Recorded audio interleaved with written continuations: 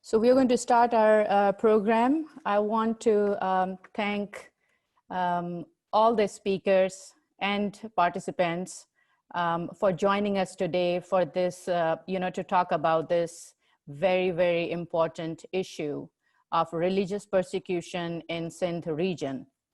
I would like to just highlight a few of the things that I have, noticed and I'm, concerned about. And what I have seen is in the last few decades, the overall condition of Sindh region, particularly religious minorities, has rapidly declined. The policymakers have to look into this issue, deeply. Pakistan becomes an ally, more taxpayer money is poured in, more extremists, the more extremists the society is getting.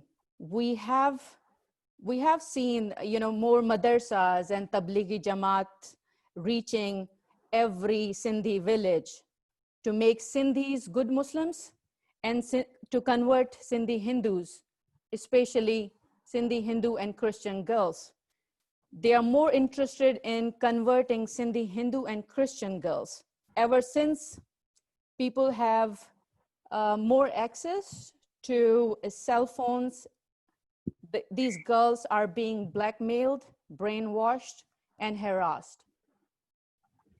They get abducted, and it seems that the second and third day we know through social media that they have converted to Islam and they have married to these strangers who have abducted them. And then if they are lucky, only a handful of the girls, if they are lucky, their cases get registered. And what happens then is the courts, they decide the cases involving Sindhi Hindu and Christian girls based on Sharia law. And they are completely ignoring the statutory laws that are giving some protection to them, like the minimum age limit, or the Pakistan Penal Code identifies that an abductee cannot marry an abductor cannot marry an abductee. So Sindh is being systematically destroyed. Pakistan has been, has already successfully destroyed the education system in Sindh. Our shrines are being destroyed. Our temples are being destroyed, including our heritage is also being destroyed. They come to distribute aid in Sindh. And what they do is they discriminate Sindhi Hindus. We Sindhis, we never discriminate. We share our water, we share our food. And the other important thing is forced conversions. But the second important thing, the second big issue is blasphemy. But then blasphemy is very new to Sindh region. Because we Sindhis, whether we are Sindhi Hindus, Muslims, or Sufis, or Christians, we understand how to respect other belief systems and other, cultures. I want to give you one example, because in our Sindhi culture, we respect women and especially girls. And there's a very common saying, and we Sindhis have this value, that one girl is equal to 7 Qurans. So Quran is the holy book of Islam. So, one girl is more sacred than 7 Qurans. So that is, that is the Sindhi belief. But if Sindhis, these extremists know this is what we Sindhis believe, there will be blasphemy on me and all our Sindhis. Like there are millions of Sindhis, we believe in this thing, that a girl is equal to 7 Qurans. It's like girl is sacred. We should protect them. We should take care of them. We should provide them safety, a good environment. So those are the few things I wanted to start this conversation with.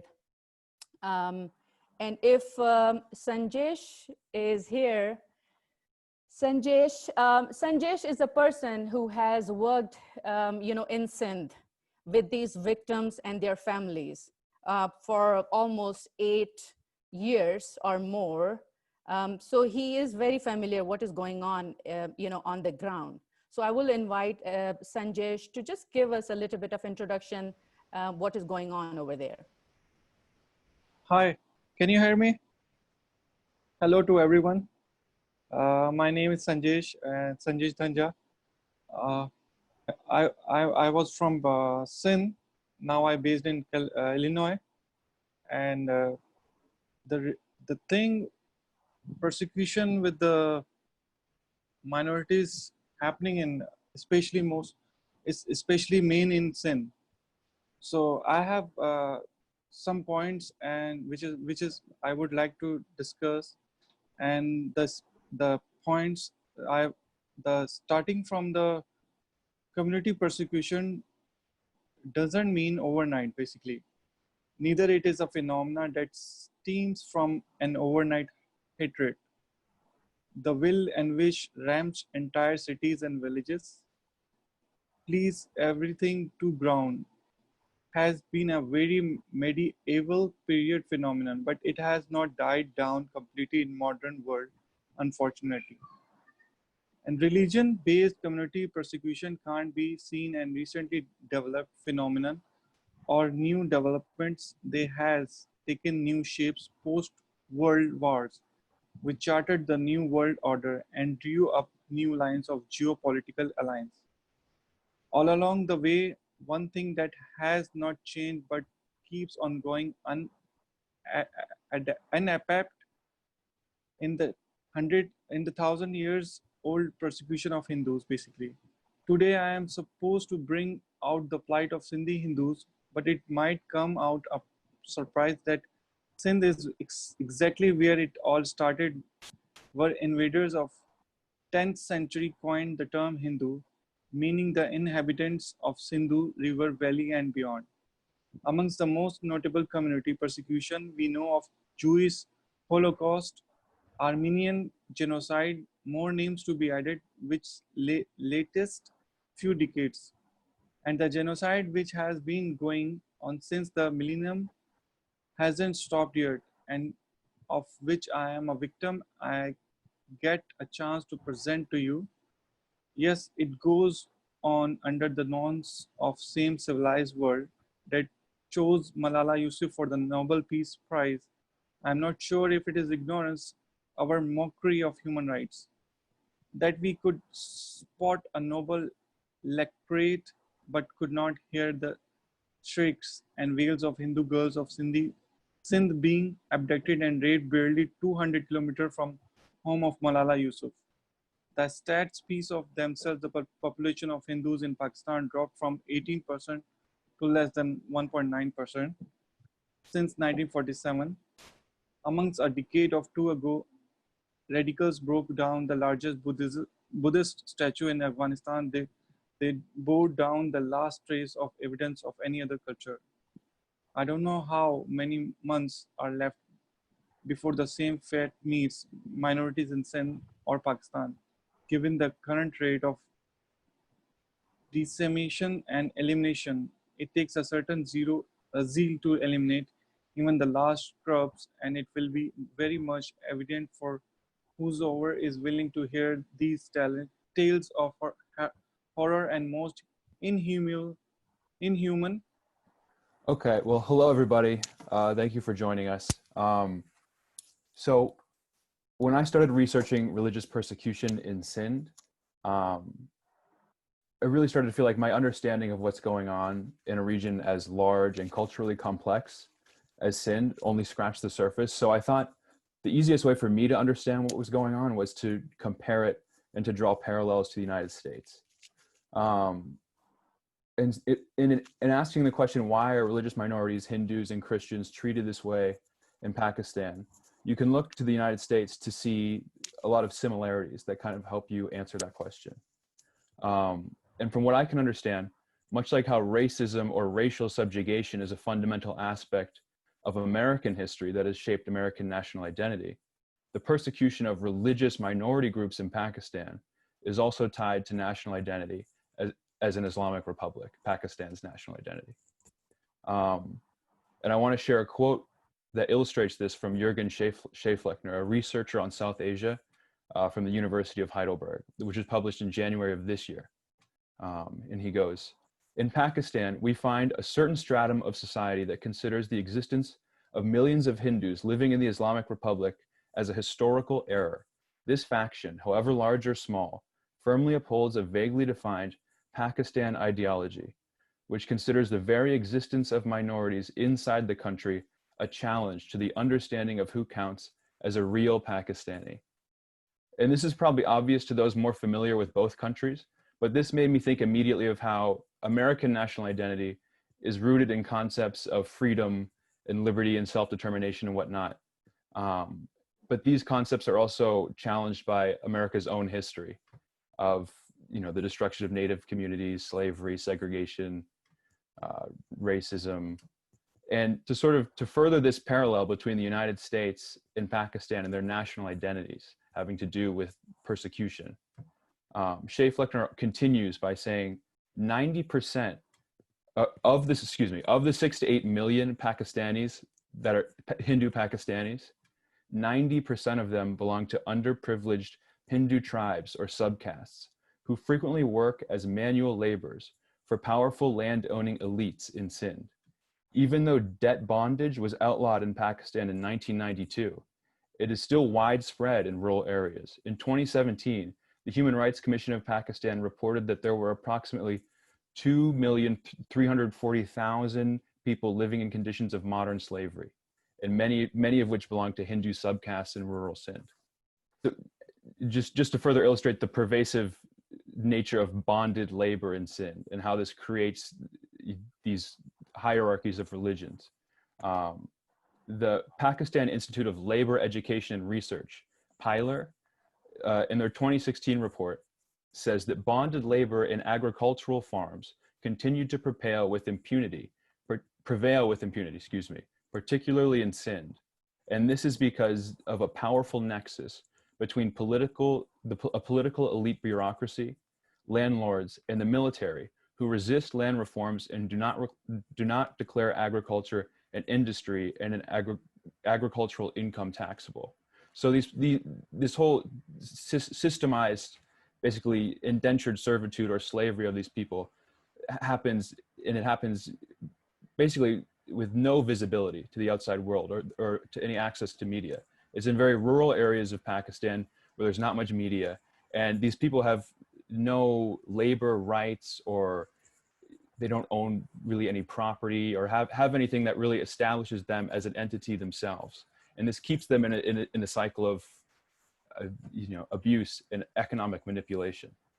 And while there are no definitive numbers on bonded agricultural labor in Sindh, there is a consensus that non-Muslim minorities, Hindus and Christians, are targeted to be the peasantry or slaves in these feudal labor systems. So I think understanding the economic structures in Sindh that either exacerbate or create this religious persecution is important in trying to understand how it got to be this way and what we can do in terms of solutions. So it also, the economic system in place sort of reveals the history of the religious persecution, like its origins, like I was saying, In Human Rights Watch in 1995, they did a report on bonded labor in Pakistan. And they describe how in the aftermath of Pakistan's independence from Britain in 1947, Pakistan entered into a dispute with India over Kashmir, which is still ongoing. The establishment of a viable defense system became crucial to the maintenance of Pakistan's independence, at least in the eyes of Pakistani leadership. The newly independent state's limited resources were diverted to military interests, and Pakistan's military became the most powerful institution within Pakistan. And for much of the 21st century, military regimes were really in charge of Pakistan. And as a result, these military regimes systematically crushed civil society and undermined democratic institutions such as the judiciary and parliament. And the return to democracy in 1988 has not noticeably altered the legacy of an authoritarian military rule, which is manifested in limits on freedom of association for workers and peasants, legislated discrimination against women and religious minorities, and the failure of the judiciary to protect the rights of citizens as guaranteed in Pakistan's constitution. So if the takeaway from this sort of, I guess, history lesson is anything, it's that there are problems within Sindh's economy structurally that are correctable, that could alleviate this religious persecution. I think if we were to ensure that aid was invested in rural Sindh that challenged the feudal labor system that reinforces persecution against Sindhi Hindus and other religious minorities, this would allow Sindhi religious minorities to gain some sort of economic agency that could help them. Also requiring Pakistan to be more transparent on the state of labor conditions, I think would be a step in the right direction. Because right now there's just, these people have no way to communicate with the outside world that they're being abused in this way. So those are things that we can do right now that would make a noticeable difference. Thank you. Thank you, Jack. That was very informative and detailed research and look at those issues.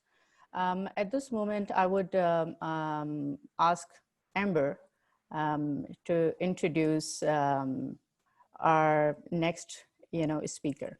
Thank you. So our next speaker will be Kavita Tekchandani. Kavita is a litigations attorney with experience in refugee work and human rights policy.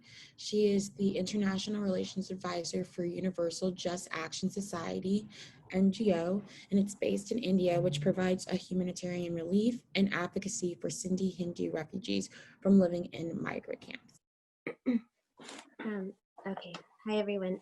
So as we've heard, and I think we're going to hear also from Mr. Hindu Singh Sodha ji from Jodhpur, Rajasthan, who is joining us today. Hindus in Pakistan and other minorities, including Christians, are facing a dire situation. Fearing the abductions, the discrimination, the kidnappings, other issues like bonded labor, Hindus are leaving Pakistan today and they're trickling across the border. And this is a new issue. It's not a new issue, but it's an issue that we want to bring light to. So it's not just the discrimination that's happening in Pakistan, but the actual consequence, which is causing a migration into India and a fleeing of persecution of these minorities. And this is a trickle migration. So while we don't have the exact numbers, what we do know is that there are at least 5,000 coming a year and possibly quite more, and that there are approximately 400 migrant camps that are dotted across the border in India. And the journey usually involves that a family, saves a lot of money to come across the border and usually it gets a visa, such as a religious visa, for 2 or 3 weeks, and comes across the Thar Desert on the Thar Express train. And when they get to India, they usually leave a few family members behind because unfortunately they're not able to get the visas for everyone in their families, and this causes a split up of the families. And the majority are coming into Rajasthan in the state of it, in India. So today, those migrants, tens of thousands of them, are languishing in makeshift camps across the border. And many have waited more than 20 plus years for citizenship and for work permits. Those who once owned homes, who had communities and large families, are now scattered, and they are without legal papers, many of them, and those who even were of the higher economic status, who were doctors, who are accountants, who are licensed professionals, who are waiting for years and decades for license to practice their trade, and they're forced to work in manual labor, such as farms, mines, to drive rickshaws.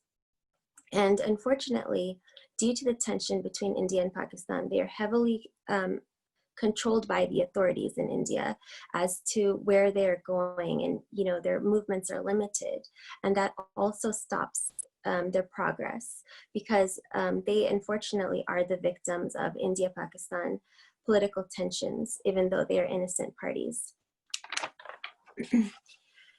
Also, the conditions of the camps are something that we urge the international community to look at. They often have no electricity, no water, no tents, no toilets, very few schools, and no health care. There's inadequate food. There's acute malnutrition, and we've seen stunted growth and underweight babies being born. One of the biggest issues, regardless of economic status, is actually psychosomatic conditions.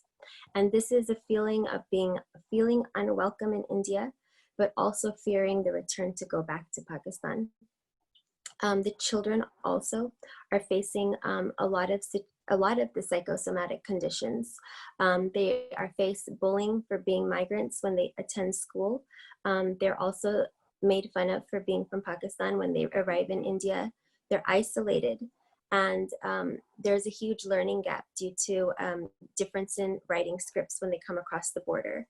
Those who actually graduate from high school, even if they have remarkable grades, are actually unfortunately denied admission to college because they don't have the legal papers.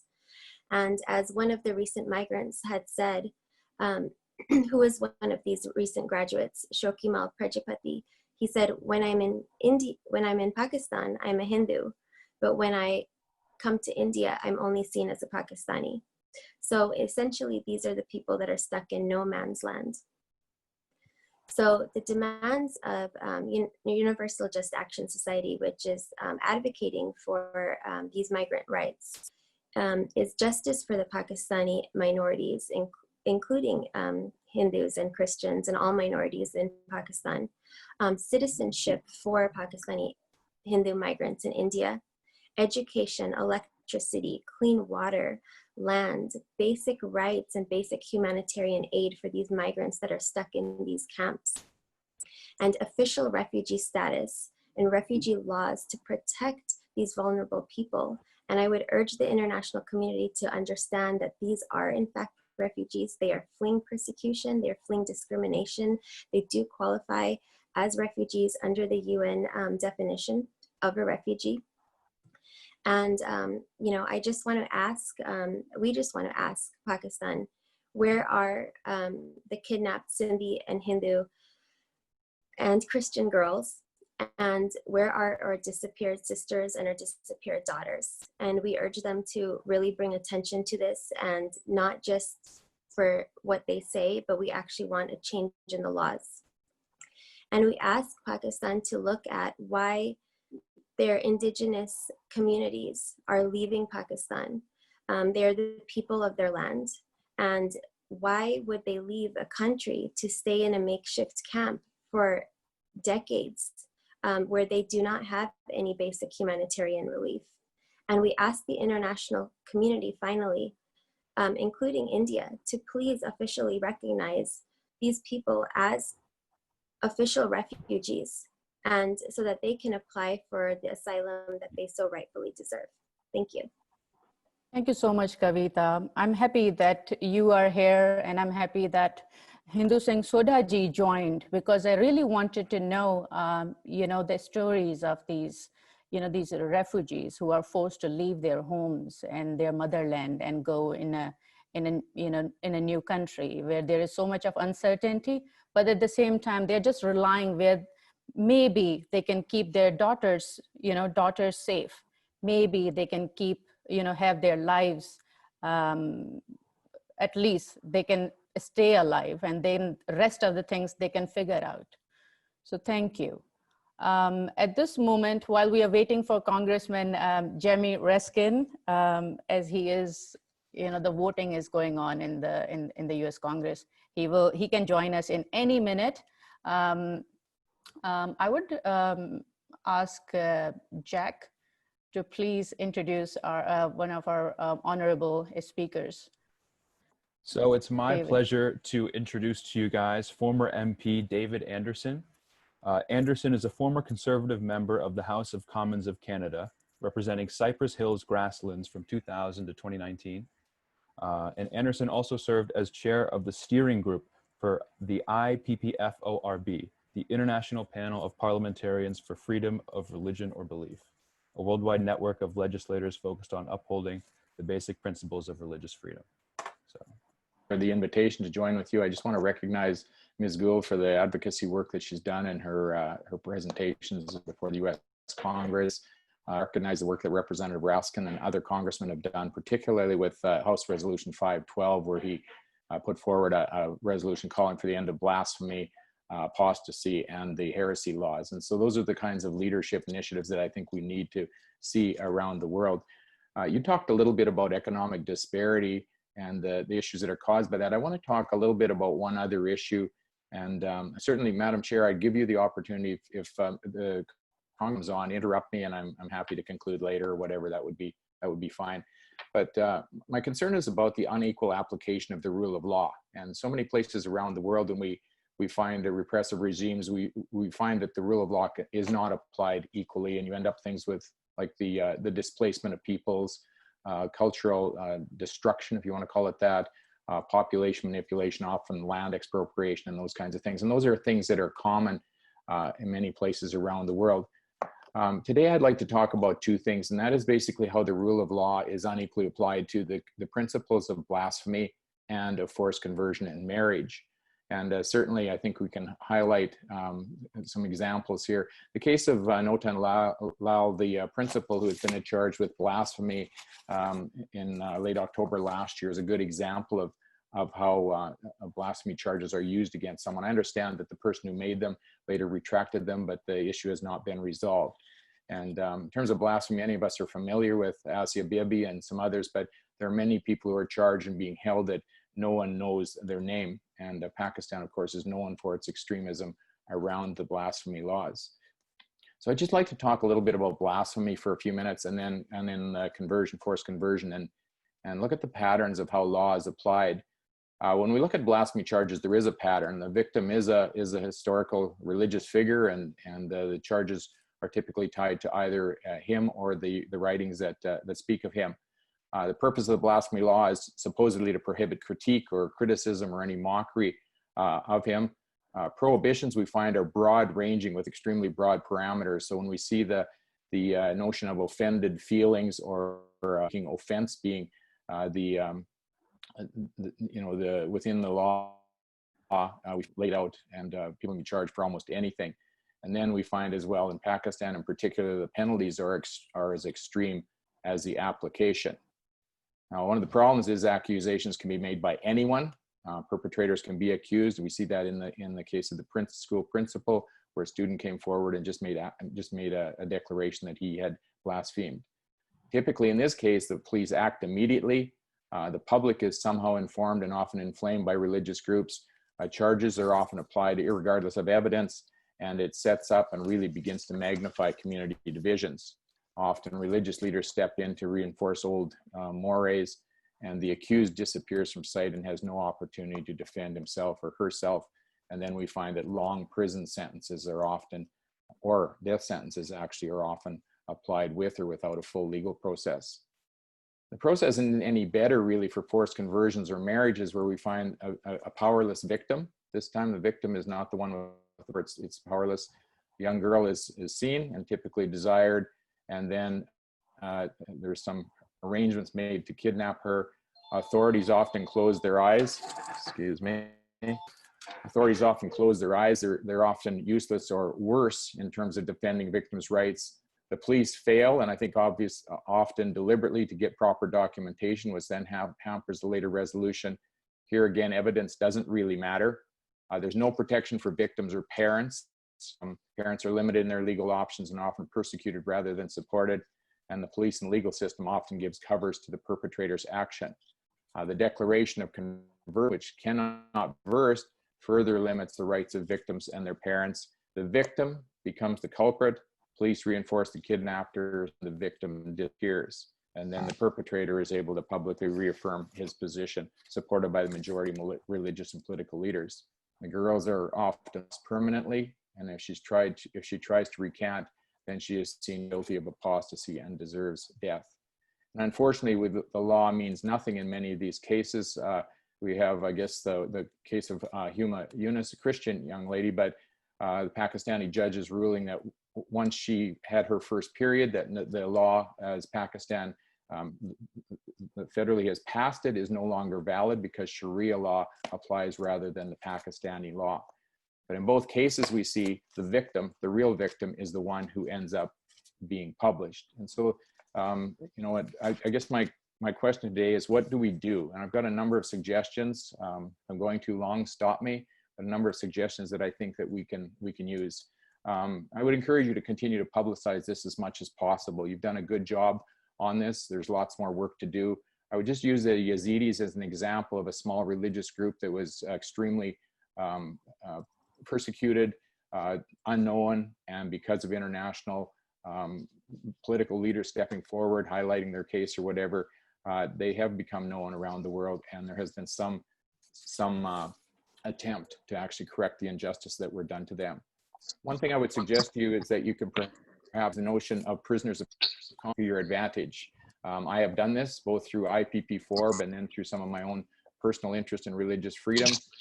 We've taken on people such as Asia Bibi, Pastor Andrew Brunson. Currently, I'm trying to support Jehovah's Witness named Dennis Christensen, a Danish Jehovah's Witness who's in prison in Russia. Russian again, rule of law, unequal application is being brought into play here, where he's been freed supposedly, but they won't let him go. US Surf does a great job on prisoners of conscience. You might talk to them and trying to get some of your people on their list. I think you need to publicize what's happening and who's responsible.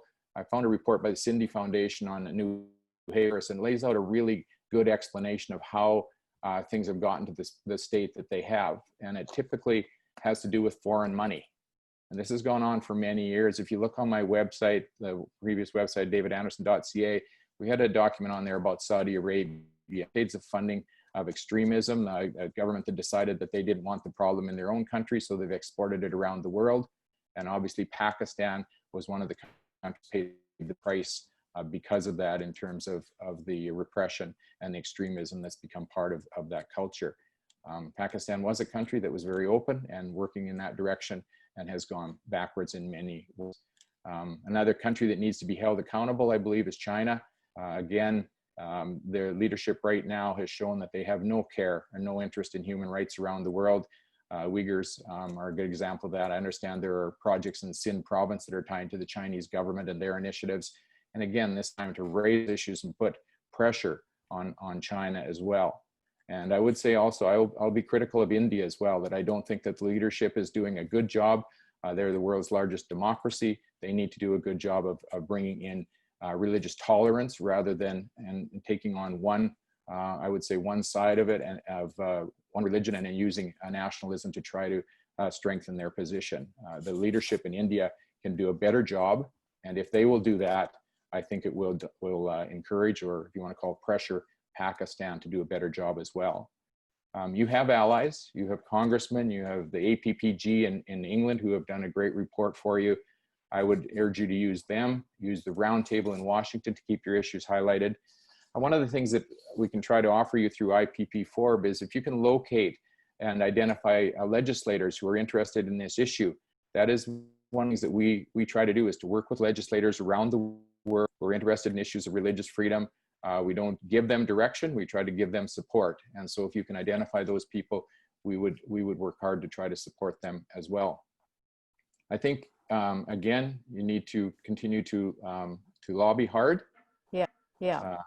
It looks like you're ready to move on. Yes, thank you so much, David Anderson. That those are very, very nice recommendations, and we would love to work on these recommendations. So at this moment, I'm so happy that our Honorable Congressman Jamie Raskin has joined us. I will ask Michael to please introduce Congressman Jamie Raskin. Hello, everyone. Congressman Jamie Raskin is the vice-ranking member of the House Judiciary Committee.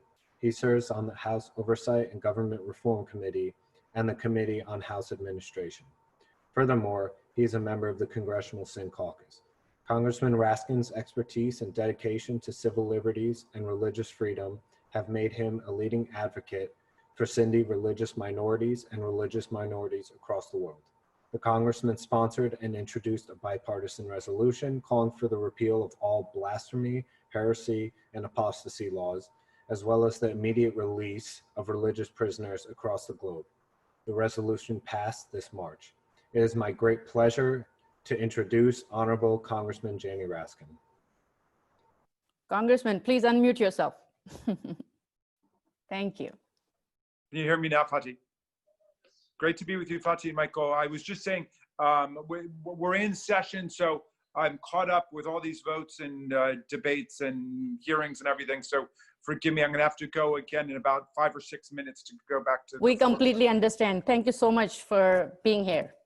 Well, I'm delighted to be with everybody, and we've been having some great conversations about what can be done. In fact, I already spoke to my colleague, Tom Malinowski from New Jersey. I know you've got a number of supporters in New Jersey and some of your interns in New Jersey, but Malinowski is very concerned about disappearances around the world. And so I think he'd be very willing to help us, you know, if we can put together what we were talking about, which was a set of just 10-second videos of members asking, where is X, where is Y, where is Z, where, you know, where are people who are being disappeared in Pakistan and in Sindh.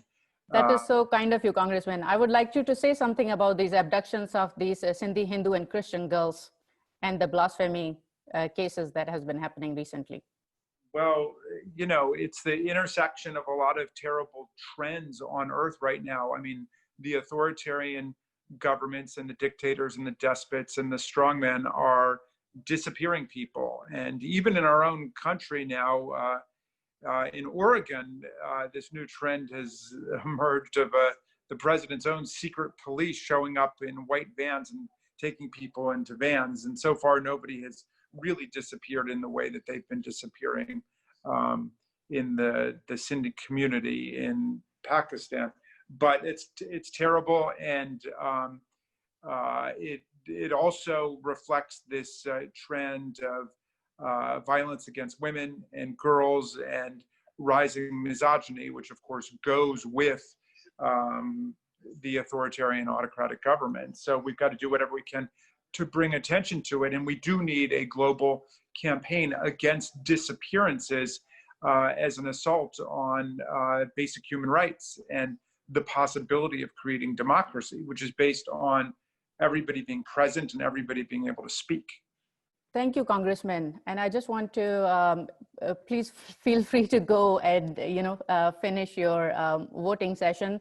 I just want to take this moment and say that, so we have people who have worked in Sindh on the ground with the victims of forced conversions, abductions and forced conversions of these young underage girls. And then we have people who have closely worked with the refugees, because when their girls are abducted and they don't feel safe in their own homes, thousands of Sindhi families, they are leaving and they are going to India. They are right on the border. So we have people, we have Kavita in California. She closely works with them. From India, Rajasthan, we have Hindu Singh ji joining us here today also. So I just wanted to give you, and from Canada, we have Honorable former member of Canadian Parliament, David Anderson, because he has done so much on religious freedom, and he is bringing together all lawmakers from around the world to fight this. And he has played a very important role in Asia Bibi case, if you remember. Yes, of course. And if we see, Asia Bibi, still till today, she doesn't feel safe. Even spending years, she's innocent, she spent years in prison, and she's in Canada, but, I heard she still doesn't feel safe. So, that is the thing. And Notan Lal, it's been more than 9 months. An innocent teacher is in prison, all this COVID happening, and he's there, his health is declining. So these are very, very serious issues that we are discussing today.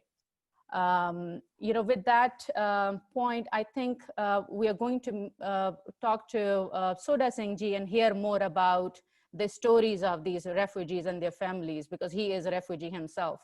And Fatih, before you do that, I'm going to have to step out. I'll listen as long as I can. I'm going to have to leave in like 2 minutes. But I just want to thank you for what you're doing. And I'm delighted to be working with everybody in the Sindhi-American community and Sindhis all over the world to stop these atrocities against the population. And I have to say that, Congressman, you are our biggest hope. you know, all the amazing work you have done, whether it's, you know, related to human rights, civil liberties, and this blasphemy, it's a huge step, you know, just bringing that issue on that platform. So this is going to help immensely these communities and these individuals who are, you know, in these prisons for years. Good. Well, whatever I can do. Thank you so much. Thank you, Congressman. Hi, it's my pleasure to introduce Sodha Singh. He himself is a member of a migrant family from Chakro, sorry if I pronounced that wrong, a township in Sindh. And his family immigrated to India shortly before the Indo-Pakistani War of 1971. Over the last 2 decades, he fought selflessly for the rights of Pakistani minority migrants in India, many of which are Sindhi Hindus. And he also established himself as a leading advocate for Pakistani religious minorities and has worked tirelessly to facilitate peace throughout South Asia. Thank you so much, Ambed. Can everybody listen to me? Can you all hear me? Okay, thank you. So, thank you so much that I have given this chance to tell about this story. But since I am working more than 25 years under refugees, particularly coming from Pakistan due to religious persecution and discrimination they face over there. Actually, if you see the persecution and discrimination they face, and if you see the history of the creation of the Pakistan, which was based on the two-nation theory, basically. So that is involved, within that concept only. And though, if we see one example, in the initial, who was the law minister, Jogendranath Mandal, who resigned in 1950, and Liaquat Nehru Pact even was totally failed, which was that there was no transfer of the population, and both the governments, India and Pakistan, will take care of their minorities. But Pakistan actually was failed to protect their minority, and there was no sense of the security for it. And we see the migration. Then, though that theory was also failed in 1971, when Bangladesh was, born as a new country, and they were separated from the Pakistan. But then we see the migration story when they, particularly minorities and Hindus in Sindh, they felt insecure. They started fleeing to India. And in 1965, 10,000 people migrated. In 71, then it was a major exodus, and 90,000 people migrated when Indian troops captured a small area of the Tharparkar, 50 kilometers, you can call it. And then the third migration that started when Ram Mandir and Babri Mosque episode was going in India, and there was a retaliation, the worst kind of a retaliation. But that was not the only cause. But then this fundamental organization, they were spreading in Pakistan, and migration took place. So, though, Fatima, you told me that I'll be, telling about the condition of these migrants in India. So I'm coming on that, but then I can't stop because when these people who migrate, the root cause should be described. So third wave that started, that was the time when the whole border was actually phased, particularly on the western border. Though it started from the Kashmir, Punjab, and Rajasthan, particularly, where migration was taking, in the large number. So at that time, and till date, the data which I have, and people particularly, that was not the infiltration. People were traveling on the valid documents. They were carrying the passport of the Pakistan, and they had a visa issued by the Indian Embassy in Islamabad, either on the pilgrimage visa they were coming. There was nothing but the excuse to escape from the persecution and migrate to India, or on the visitors visa. So that number is 70,000. And population in particular, and I'm not talking in terms of 70,000 only in Rajasthan, but then numbers in Gujarat as well as in Madhya Pradesh, Chhattisgarh, a little bit number in Haryana, Punjab, Delhi, Uttar Pradesh. Anyway, so then actually when they started coming on the valid documents, at that time, India had, and they had so many problems. As Kavita has already mentioned, that they were persecuted over there, and they faced so many issues and problems on the tag of the Hindus, on the identity of the Hindus. And here, they face the problem, and they are still facing the problems because they are Pak nationals. Still, they don't become Indian citizens. So these are the issues basically they face on the both sides. And now, because border is fenced, and it's not easy to get a visa to come to India, so there are so many divided families, and there is so very sad stories of the divided families. There is again a very long story. So in Pakistan, if we see, then it's till date, like what people are telling me, every day I'm meeting those people since 25 years. If they are allowed, they have so much of the insecurity over there that if they are allowed to come here, I think they'll vacate over there. Because see, what's happening is Congressman has already mentioned that India also had to take care of the on the nationalism, they should have to act properly. But what India has done, I think India's democratic system is better, and particularly if we see, particularly in terms of the giving sense of security to their minority, they have a minority commission that is autonomous body again, and Prime Minister, whoever party he belongs to, they have a 20-point, permanent, that can't be changed, 20-point agenda, Prime Minister's agenda on the minority. And there are so many again bodies, Rock Hud Committee, and so many integrated development is covered by these organizations. So they at least are trying to give the sense of security. But in Pakistan, like if you see, recently they have introduced marriage bill, but it's nothing but going to again legitimize the kind of again so many speakers have already talked about kidnapping, forced marriages of the girls, and as so many organizations, including the Human Rights Commission of Pakistan, they have mentioned that average, this is and the bonded labor and the economical, issues, and then the whole, destruction. I mean, they are not free to practice their religion. They are not given any kind of protection. I'm coming on that. Yeah. I'm coming on that. So, because recently, even a very important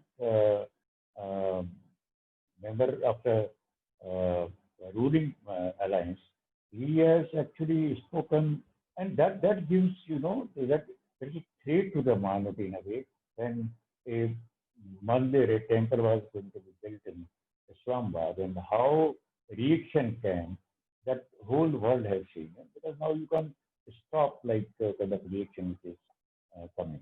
So that way, they feel very insecure. So I'm coming on that.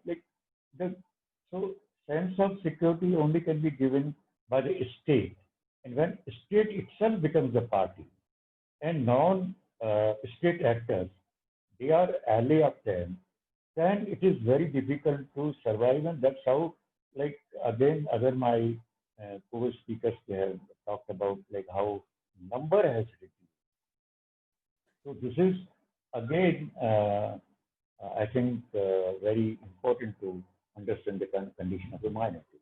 But then Yeah. when they are coming here, as I told, like how they are feeling, because they have a tag of the Pakistan. So, like, if I give the one example, everybody want to, because of the cultural, social, and economic, historical reasons, they want to settle down on the border areas, particularly in Barmir, Jaisalmer, Bikaner. That because we are actually sharing the border with Pakistan, particularly in Rajasthan, that is 116 kilometers. You know? So Yes. So does everybody wants Singh, to settle those down. are very, yeah, those are very important Hindu Singh, points. Hindu Singh, Sodha, Hindu Yeah, Singh, Sodha. Hindu Singh Sodaji, those are very, very important points. And, you know, the detail and the history that you are giving, you know, at what point, what kind of, you know, number of migration happened. Those are very important. We just have the limitations on our time.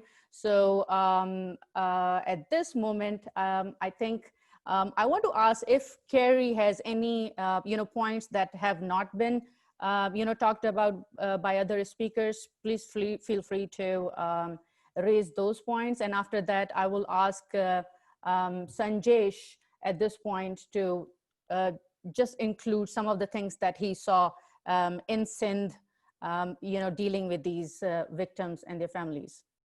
So please, Carrie. Yeah, so I just wanted to go a little bit off of, I wanted to talk a little bit about first conversions and the origins, and especially like during the reign of President Shah and how his reign in Pakistan was really awful for the minorities, for the minority communities. So going off of that, I wanted to talk about the origins. So although the origins of first conversions in Sindh are not very clear, there is no document saying that the first conversions started during this point in time and escalated. What is evident is that with the rise of first conversions during General or President Shah regime in the 1970s and the 1980s, first conversions have become an organized movement in Pakistan. So those who are familiar with President Shah's reign know that Yeah, the President Zia, and that is very, very important point, Kerry, because when we talk about blasphemy laws, President Zia, when we talk about hudud laws, they made, you know, the lives of women worse, because if a victim is, you know, raped, they have the burden is on them to prove that they were raped.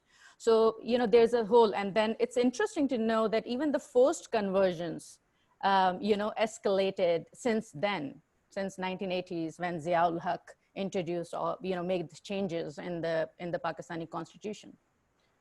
So very important points, Kerry. I think at this time, Sanjesh, I want you to include some of the important, you know, points before we end our discussion. You have Yes, 1 yes. minute, Sanjesh. Okay, give me 2 minutes, please. Okay, take 2 minutes. Okay. So the main points of the Hindus in Pakistan are the largest minority group in Pakistan, which is 8 million. Most of the Hindus most of the people are living in Sindh and Punjab. And Hindus in Pakistan are divided in basically two categories. The upper Hindu class is called the business class, and the lower caste means they are marginalized people. They are 90% are marginalized people.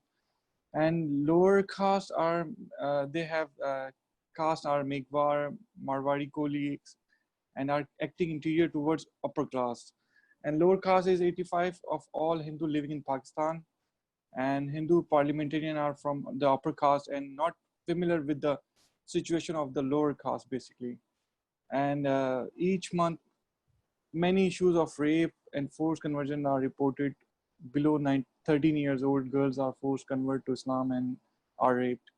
Police not willing to lodge their FIR. Judiciary accept fake documentation by perpetrators, but not of victim who show real certificate and other school documents during forced conversion cases. Most of the girls are threatened in some cases to state what perpetrators say otherwise, their family will be killed, so they sacrifice and give wrong statements. The issues of Hindus, and one of the issue is the education of Hindus. The minorities basically, the children have very poor opportunities to study. Bonded labor of the area do not wish. Yeah, thank you, Sanjesh.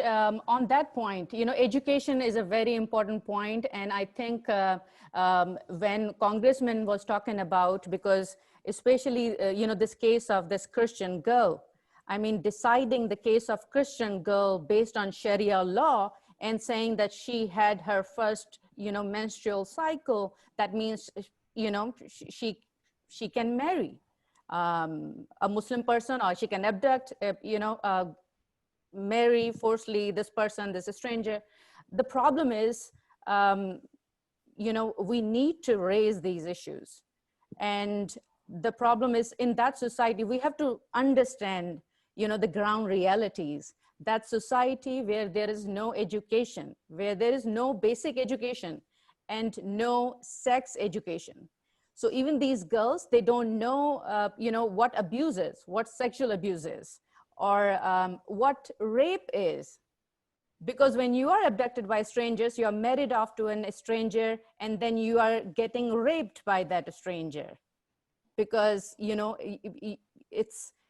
it is happening. So more education is, is an important, and then the amount of money that goes from these developing countries into education and welfare and health. We, international community can play a very, very important role, making this issue a mainstream. So somehow we can create systems on the ground which can protect, educate these girls, protect them in some way, and give them some sort of guidance. So, on that note, I would like to thank everyone, all the speakers and other participants who were on the call to observe. Thank you so much for coming together. And we are hoping to do more of these, discussions in the future. Because I just want to tell you, it's been 10 years. I have been doing like hundreds of meetings, educating lawmakers in the US Congress. And I will encourage more and more people to come together and educate, especially Sindhi-Americans, should take the responsibility and educate the common American, population. And also in Canada, there's a big Sindhi community. They should educate their people that these are big human rights abuses that are happening, and we should do something about it.